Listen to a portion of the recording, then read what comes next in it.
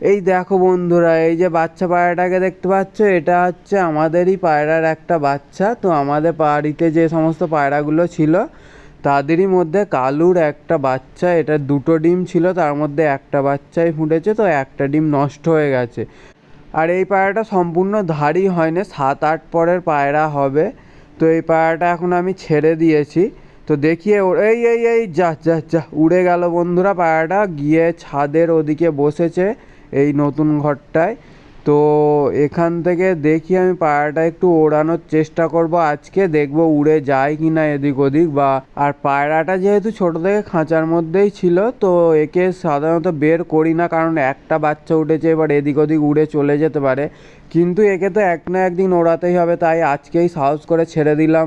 আর দেখবো এ উড়ে কোথাও যায় না কি না, আমার কাছেই থেকে যায়। তো এর সম্পূর্ণভাবে ঘর সেট নয়। তো একবার আমি এর আগে ছেড়েছিলাম, তো সেদিনও উড়ে যায়নি। তো অল্প কিছুক্ষণ এদিক ওদিক ঘুরে তারপর খোপের মধ্যে চলে এসেছিল পায়রাটা। তো আজকে দেখি কোথাও যায় নাকি বা ওড়ে নাকি পায়রাটা। পায়রাটা তো মোটামুটি ওড়াই পায়রা বলে আমি কিনে এনেছিলাম এর ধাড়িটাকে, মানে এর মাটাকে।